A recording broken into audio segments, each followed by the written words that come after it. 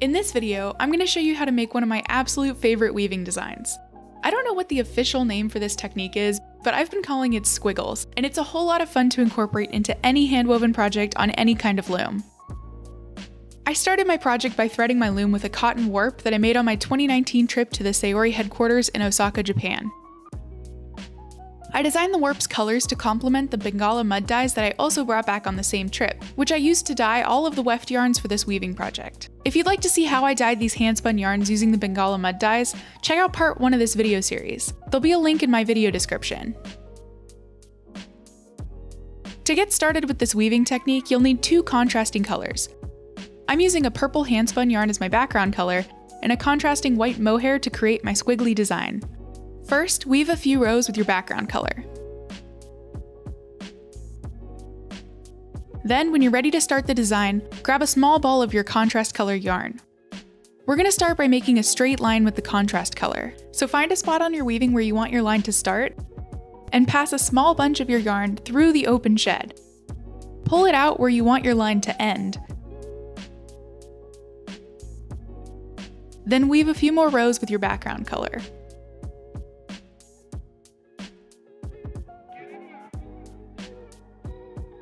We're now going to make a horizontal line directly above the one that we just made. So find a spot in your warp where you pulled out your yarn the first time, and follow the warp threads vertically upwards. Then slip your yarn back through the same warp threads and into the open shed. Pull it out wherever you'd like your next line to end. Then make a few more rows of your background color.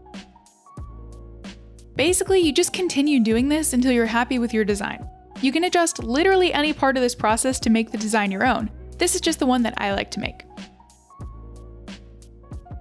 I also like to change up the background color to continue a fun, stripy pattern behind the squiggles.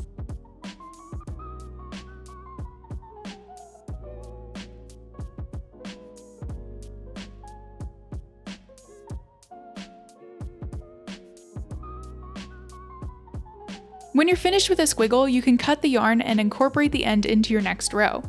Or if you want to add this yarn to your warp and have it continue up your project, you can do that too. I'll show you how to do that. I let out about 1 meter's worth of length from my mohair ball. Then, just like before, I followed my threads vertically upwards until I found the dent in the reed that matches the thread closest to where I pulled out my yarn. I pulled the mohair yarn through this dent, so now the slot contains both the warp yarn and the mohair yarn.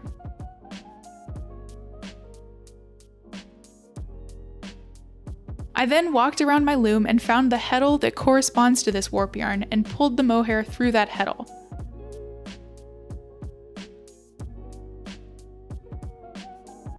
This definitely would have been easier with the threading hook, but I couldn't find mine at the moment. This heddle now has 2 yarns in it. The next step is to weigh down this new warp string, because it needs to be under tension. I'm using these Ashford warp weights, which were a gift from my mom.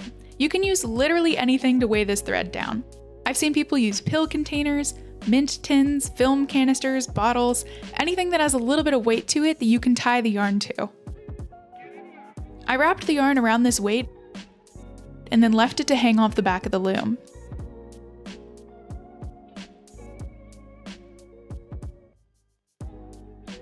Now this mohair yarn is incorporated into my warp, so I can continue weaving totally normally, and this new yarn will add a little something extra to my fabric. For the rest of this weaving, I basically just continued exploring this technique. I added in more of these inlay squiggles using both the mohair and some undyed handspun. I made some simple designs, then incorporated them into my warp, then removed them from my warp, cut some, reincorporated some. The whole time, I also played around with changing up my background colors, and I switched between my wool and mohair weft yarns to add some fun texture. So there's definitely a lot going on here.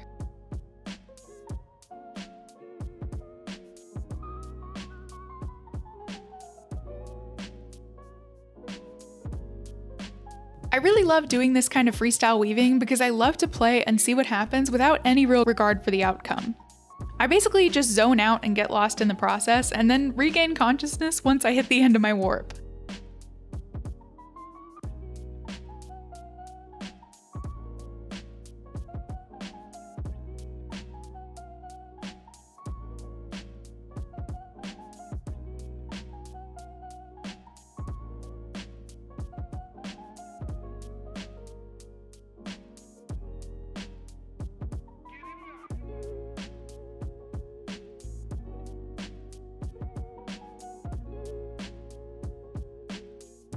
After a few days of weaving, when I was at the end of my warp, I cut the fabric off of the loom. I then tied the fringes to prevent them from fraying, washed the fabric in cold water and Eucalyptus wool wash, and then hung it up to dry for a few days. Because this fabric is so long and my New York apartment is so tiny, I went outside to Riverside Park to take some photos.